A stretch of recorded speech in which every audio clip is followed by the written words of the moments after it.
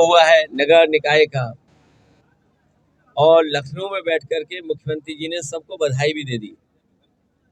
लखनऊ में बैठ कर के और दिल्ली में सरकार हो, उसके बाद भी कूड़े की समस्या वैसी बनी रहे, नालियों की समस्या वैसी बनी रहे, नदियों में वैसे ही नाले जुड़ते जाएं।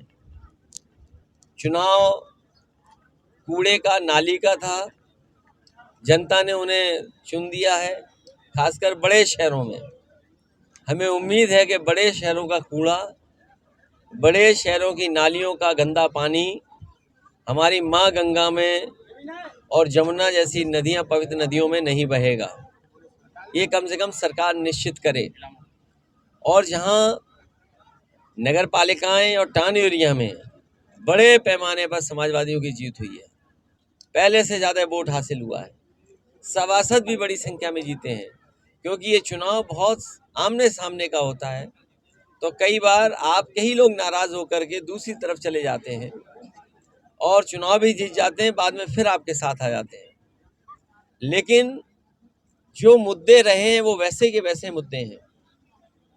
महंगाई चरम सीमा पर है, बेरोजगारी चरम सीमा पर है। आजमगढ़ के लोग भी जानते होंगे, गेहूं उनका सरकारी खरीद में नहीं गया, कोई प्राइवेट कंपनी को लाइसेंस मिला होगा, आढ़तियों के माध्यम से पूरा का पूरा प्राइवेट हाथों में बिक गया गेहूं। ये चाहती सरकार तो गेहूं खरीद सकती थी, लेकिन जो टारगेट फिक्स किया होगा वो टारगेट भी सरकार पूरा नहीं कर पाई। अगर सरकार चाहती तो किसान को ज़्यादा मुनाफा मिल जाता, लेकिन सरकार की नीयत और मंशा यही रही है कि उद्योगपतियों को लाभ पहुंचाएं, बड़े सेठों को लाभ पहुंचाएं। उसी के तहत पूरा का पूरा उत्तर प्रदेश का गेहूं प्राइवेट हाथों पे सरकार ने बिकवा दिया। और बड़े शहरों में जब ये आटा बन करके, बिस्किट बन करके या सूजी का आटा बन करके आएगा तो आपको महंगा लेना पड़ेगा। पैक्ड आटा कितना महंगा है, ब्रेड महंगी हो गई होगी, बिस्किट महंगा हो गया। और कई बार मैंने उदाहरण दिया, महंगाई और मुनाफा पार्ले जी से सीखना चाहिए। जैसे जैसे महंगाई बढ़ी है, उन्होंने अपना मुनाफा कम नहीं होने दिया। महंगाई बढ़ती चली गई तो उन्होंने पैकेट छोटा करते चले गए। और वो दिन दूर नहीं कि भारतीय जनता पार्टी की सरकार में पार्ले जी का बिस्किट पैकेट लेने जाओगे तो एक मिलेगा, एक का पैकेट आपको मिलेगा। पहले इतना था, अब इतना हो गया। ये सरकार रही तो एक बिस्किट का पैकेट मिला करेगा आपको, इस तरह। और बगल में ये सठियाओ चीनी मिल, ये हमारे आजमगढ़ के किसान भाई आंदोलन करते थे, और जब कभी नेताजी या समाजवादी लोग आते थे तो यहाँ पर चीनी मिल की मांग होती थी। अब चीनी मिल सबसे आधुनिक लगी है, उसके जितने भी प्लांट हैं उसके बाद सब आधुनिक हैं। इथेनॉल प्लांट लगना था, बिजली बननी थी, ये जो मोलेसिस निकलता है इसको सही इस्तेमाल होकर के आसपास बदबू ना आती उसका इंतजाम होना था। लेकिन जैसे ही समाजवादियों की सरकार गई सब काम रोक दिया। और सुनने में आ रहा है, सच्चाई आप लोग बेहतर समझेंगे और हम आंकड़े भी निकलवा लेंगे, कि चीनी मिल तो बन गई, बकाया है, और अब किसान का दिल भी नहीं लग रहा, मन भी लग रखा है गन्ना पैदा करें। जहां समाजवादियों ने दोबारा गन्ने का क्षेत्र बढ़ा दिया था, बीजेपी की सरकार आई, क्षेत्र कम हो गया। वही एम्बुलेंस चल रही है, इलाज नहीं कर पा रहे हैं, एम्बुलेंस में बैठे बैठे लोगों की जान जा रही है, एम्बुलेंस को धक्का लग रहा है, गाड़ियों को धक्का लग रहा है, पुलिस की 100 नंबर को धक्का लगाना पड़ रहा है, मंत्री जिस गाड़ी में जा रहे हैं वो फंस रही, उसमें धक्का लगाना पड़ रहा है, मंत्री जवाब नहीं दे रहे हैं, भाग दौड़ रहे हैं सड़क पर। और कारभाग डीजीपी, एक डीजीपी कारभाग, फिर दूसरा, फिर तीसरा। हमें तो लगता है ये सरकार भी कारभाग की तरह काम कर रही है, कोई मन लगा के काम नहीं कर रहे हैं। इसके पीछे क्या वजह है? इसलिए आजमगढ़ के लोगों से मैं कहना चाहता हूं, इन्होंने सब व्यवस्था खराब कर दी, न नौकरी है न रोजगार है। अग्निवीर जैसी टेम्पररी नौकरी और आरक्षण के साथ खिलवाड़। ये आरक्षण का खिलवाड़ ऐसा है कि 50% भर्ती करते जाएंगे, बाद में पिछड़ों का, दलितों का, मुसलमान भाइयों की गिनती खत्म कर देंगे। अभी आपने देखा होगा जैसे ही चुनाव होता है केवल मुसलमान हटा दिए जाएं, यादव हटा दिए जाएं, पिछड़े हटा दिए जाएं, दलित हटा दिए जाएं, औरों से काम लेंगे। ये कहाँ की नई परंपरा है? ये डरे हुए लोग हैं सरकार में। ये सबका साथ सबका विकास कहते तो हैं, लेकिन सब पे भरोसा नहीं करते। ये इनकी पोस्टिंग देख लो आप। अगर सब पे भरोसा कर रहे होते तो आप देख लो पूरे उत्तर प्रदेश में कौन लोग बैठे हैं, आप गिनती करिए कौन कहाँ कैसे लूट रहा है, बर्बाद कर रहा है उत्तर प्रदेश को। इसलिए हम आपसे कहना चाहते हैं 24 के चुनाव में इनको सबक सिखाइए। जो सांड ना पकड़ पाए हों, जो एम्बुलेंस खराब कर दिए हों, पुलिस खराब कर दिए हों, उनके खिलाफ मतदान करें। और फर्जी देखिए अग्निवीर जैसी नौकरी दे रहे हैं। क्या कहते थे, हमारी ट्रेन में इलेक्ट्रॉनिक गैजेट नई टेक्नोलॉजी के साथ सिग्नल सिस्टम लगा है। ये कवच का काम करेगा।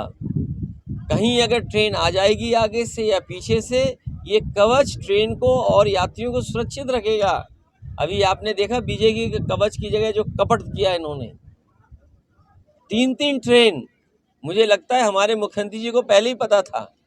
ये ट्रिपल इंजन की बात कर रहे थे, अब पता लगा ये ट्रिपल इंजन इसकी बात कर रहे थे। क्या 3 इंजन एक साथ टकरा जाएंगे? विश्व का सबसे बड़ा एक्सीडेंट। नहीं, आप नहीं समझे पत्रकार साथी। मुख्यमंत्री जी कहते थे ट्रिपल इंजन सरकार चाहिए। आपने देख लिया ट्रिपल इंजन, 3 इंजन टकराए कि नहीं टकराए?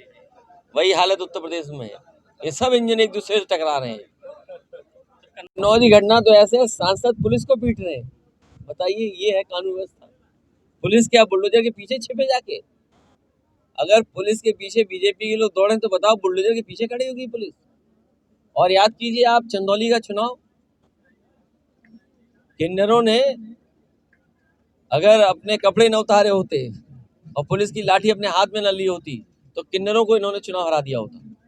लेकिन हम बधाई देंगे उन किन्नर समाज के लोगों को जिन्होंने लाठी ली हाथ में, कपड़े उतारे और बीजेपी के अधिकारियों को सबक सिखाया। रेल दुर्घटना हुई है, इस पर आपकी क्या प्रतिक्रिया? देखिए, ये नेग्लिजेंस है और जिस सिक्योरिटी और जिस सेफ्टी की सरकार बात करती थी वो खोखली निकली। आप एक तरफ बुलेट ट्रेन, बड़ी बड़ी रफ्तार वाली ट्रेनें, और फिर जनता को ये बताते हैं कि जो नई ट्रेनें हैं या ट्रेनों को ऐसा सुरक्षित बनाने के लिए हमने कवच लगाया है, टेक्नोलॉजी का इस्तेमाल किया है कि अगर ट्रेन पास आ जाएगी तो ट्रेन में सिग्नल मिल जाएगा, ट्रेन ऑटोमेटिक रुक जाएगी। अरे भाई, ये कौन से सिग्नल लगाए थे? इसीलिए मैंने कहा ये बीजेपी के लोगों ने कवच नहीं लगाया ट्रेन में, इन्होंने कहीं ना कहीं कपट किया है भ्रष्टाचार का। कोई कार्रवाई अभी हुई नहीं, मुकदमा दर्ज वाली कोई कार्रवाई। अब पूरा उत्तर प्रदेश देखना चाहता है बुलडोजर का रुख क्या होगा। और जो मुख्यमंत्री जी कहते हैं कि गुंडे बदमाश अपराधी, अब जब उनकी पार्टी में गुंडे बदमाश अपराधी होंगे, और ये पहली घटना नहीं है, इससे पहले तहसीलदार की भी पिटाई हुई थी वहाँ। इससे पहले जो नगर निकाय का चुनाव था, नगर पालिका में लोगों को जो बूथ पर थे उन्हें पीट पीट करके भगाया था। और मुझे याद है चुनाव के जब हुआ था आपका 22 का चुनाव, यही सांसद सेंटर फोर्स को लेकर के डीएम के ऑफिस में घुस गया था। तो क्या उम्मीद करोगे आप? सर 24 के चुनाव को अभी हाँ, मुझे भी बुलाया गया है तो मैं भी जा रहा हूँ उसमें। प्रदेश में कोई गठबंधन की नई रणनीति, जैसे ओम प्रकाश राजभर बीजेपी के पाले में चले गए, लगभग फाइनल हो गया। वो वहाँ पर केवल एसी की गाड़ी में बैठने से ही असर हो गया उन पर, एसी की गाड़ी में बैठने से असर हो गया। आपने एसी गाड़ी और वो तो गाड़ी का नंबर भी पता होगा आपको।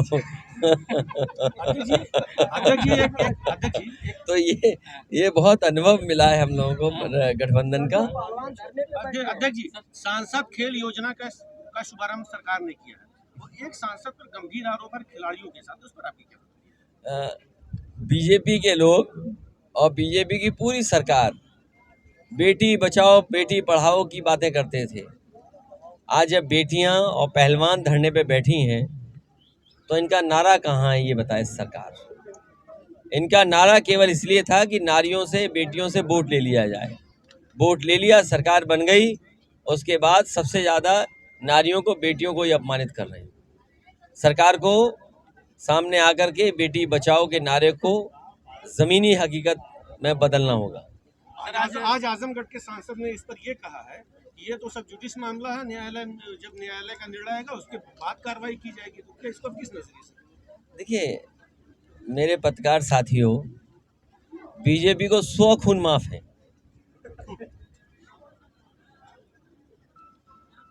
और कोई गरीब, समाजवादी, पिछड़ा, मुसलमान होगा तो बुलडोजर चला जाएगा। ये इनकी रणनीति है। बीजेपी के लोग कुछ भी करें, वो रणनीति का हिस्सा है कि उनके खिलाफ कुछ नहीं होना है। मुख्यमंत्री जी सुबह से शाम तक नगर निकाय के चुनाव में अपराधी, गुंडा, बदमाश, जाने क्या क्या कहते थे। उन्होंने कभी अपनी चार्जशीट नहीं देखी होगी, या जो उनके ऊपर मुकदमे थे वो कभी नहीं देखे होंगे उन्होंने। ये सवाल तो बीजेपी को जवाब देना चाहिए। और हम तो पत्रकार साथियों से कहेंगे, जो और मुद्दों पे हंगामा काटते थे आप चैनलों पे, वो हंगामा क्यों नहीं कट रहा है? अगर आप ही लोग हंगामा काट दें तो मैं कहता हूं कल कार्रवाई और बेटियों का सम्मान हो जाएगा। प्रदेश में बनने की संभावना जैसी होगी। अभी एसी की हवा खाने दो किसी लोगों को। आजमगढ़ में जैन जी से चलेगा नहीं, जो हमारा गठबंधन है वो हमारा गठबंधन रहेगा। जैन जी से रहेगा। जैन जी से हमारा है। और अगर कोई दल आना चाहता है साथ, तो ऑफर तो करे कि भाई हमारा ये प्रत्याशी है, इस क्षेत्र में हम लड़ना चाहते हैं। अरे कोई भी कुछ आ जाए कि गठबंधन कर लें। अरे ये चुनाव कठिन चुनाव है। आप प्रत्याशी बताइए, सीट बताइए, तो हम पार्टी के लोग विचार कर सकते हैं। अब कोई कांग्रेस से भी संभव है। नहीं, हमारे लिए मैंने आपसे कहा, हमारे पास बहुत अनुभव है। हम कांग्रेस से भी गठबंधन कर चुके, बहुजन समाज पार्टी से भी गठबंधन कर चुके, और आप जिन लोगों का नाम लेते हैं उनसे भी गठबंधन, अभी हमारा गठबंधन चल ही रहा है। इसलिए समाजवादी पार्टी सोच समझ करके फैसला लेगी। और अगर कोई गठबंधन करना चाहता है तो ये तो बताए कि कौन सी सीट, कौन सा प्रत्याशी। आप पे प्रत्याशी ढूंढोगे सीट के बाद, ये थोड़ी होता है राजनीति में। संभावनाएं खुली हुई हराने की बात कर रहे हैं, लेकिन विपक्षी एकता को लेकर तमाम सवाल उठ रहे हैं। देखिए, विपक्ष की एकता ये जनता सबक सिखाएगी। ये जो जनता मन बनाए बैठी है, गेहूं का सवाल हो, खेती का सवाल हो, गरीबी का सवाल हो, अग्निवीर का सवाल हो, बेरोजगारी का सवाल हो, महंगाई का सवाल हो, आप हर दुकान पे देख के आइए सरसों का तेल क्या महंगा बिक रहा है। आजकल तो किसी दुकान पे आप चले जाना, जितने पकोड़े तले जा रहे होंगे, समोसे बनाए जा रहे होंगे, या और चीजें बनाई जा रही होंगी, क्या हिसाब है वो तेल, क्या हिसाब है सोचिए आप। 200 रुपए के पार हो गया। तो ये महंगाई का जवाब इनके पास नहीं है। लेकिन राहुल गांधी जी तो कांग्रेस के लिए कह रहे हैं कि कांग्रेस के नेतृत्व में आना चाहिए सभी विपक्षियों को, इस तरीके की बात है। मुझे लगता है कि बंगाल की मुख्यमंत्री जी और इससे पहले नीतीश कुमार जी मुख्यमंत्री जी बिहार, और तेलंगाना के मुख्यमंत्री केसीआर साहब, इन सब से अलग अलग समय पे बात हुई है। और अगर आपको याद हो तो बिहार के मुख्यमंत्री जी ने यही स्टेटमेंट दिया था, और यही राय बन रही है सभी दलों के बीच में, कि जो दल जहां मजबूत है उसके नेतृत्व में चुनाव लड़ा जाए, और उसी नेतृत्व को आगे कर करके और दलों को कैसे जोड़ा जा सकता है वो दिशा तय करेगा कि कौन कितनी सीटें जीतेगा। उस हिसाब से 12 जून को आप जा कह रहे हैं जो हमारा गठबंधन रहा है, और हमें अनुभव है गठबंधन करने का और गठबंधन चलाने का। जो आजम में मोदी जी हटेंगे ये श्योर है, आप लोग इस पे निश्चिंत हैं? मैं उससे बड़ी बात कह रहा हूँ कि हमारे नौजवान अगर रोजगार और नौकरी और अग्निवीर पक्की चाहते हैं तो बीजेपी को हटाएं। सर, आजमगढ़ में जमीन तो आपने ले ली, आवास कब तक बना रहे हैं? जमीन और दिलवा दो, आवाज जल्दी बन जाएगा। आपका आगमन होना है? नहीं, बना देंगे। वो असल में ऐसा है, अब आप सोचिए, देखिए कैसी विडंबना है।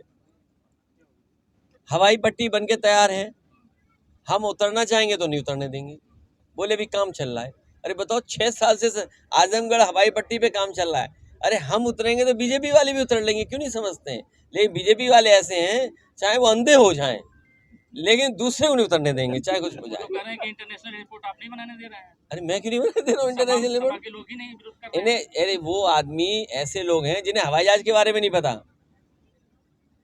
भाई हवाई जहाजों के बारे में नहीं पता जिनको, क्या कमी है इस हवाई पट्टी में जो हम लोगों ने बनाया? हमें बताओ, आप कौन सा हवाई जहाज उतारना है? नहीं सर, वो अच्छा एक मिनट, विस्तारीकरण नहीं चाहते हैं। एक मिनट जाइए, आप ये बताइए कौन सा हवाई जहाज इस हवाई पट्टी पर उतारना चाहते हैं, बताइए, हमें परमिशन दिलाइए, हम उतारेंगे।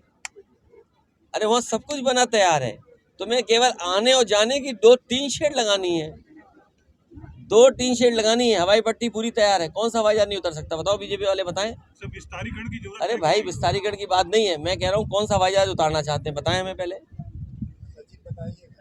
कुछ जानते हैं नहीं, बीजेपी वाले जैसा बोल देते हो स्वीकार कर लेते हो। बीजेपी वाले ज्यादा ज्ञानी है क्या? नहीं नहीं जब ये बताओ आजमगढ़ की हवाई पट्टी 6 साल में नहीं चला पा रहे, तो क्या 20 साल में एयरपोर्ट बनाएंगे, इंटरनेशनल एयरपोर्ट?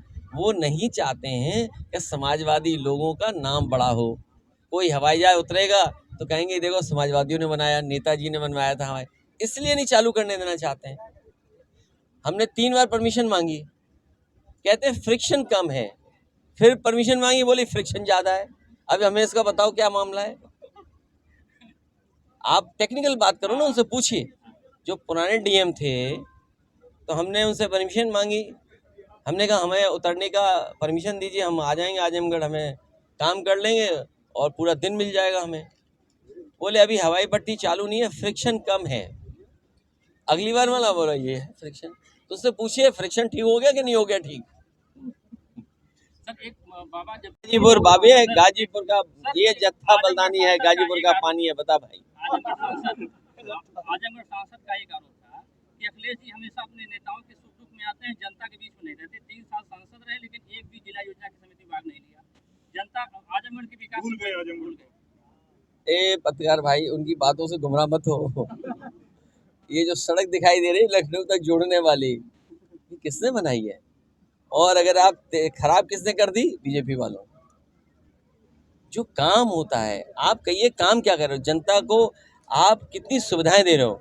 मेडिकल कॉलेज, दवाइयाँ हैं कि नहीं हैं, मशीनें नई आप दे पाए कि नहीं दे पाए, टेस्ट समय पर हो रहा है कि नहीं हो रहा है, स्टेडियम बना कि नहीं बना, आपका जिला मुख्यालय बना दिया, अब बिजली की सुविधाएं दे दी, ट्रांसमिशन, ये चीनी मिल लगा दिया, कृषि विश्वविद्यालय दे दिया, आपको 100 नंबर गाड़ी दे दी, एम्बुलेंस दे दी। अरे यार तुम दिखाई नहीं दे रहा। अगर दिन में किसी को दिखाई ना दे, क्या उम्मीद करोगे? ये रात में देखने वाले लोग हैं क्या? ठीक है, थैंक यू। धन्यवाद।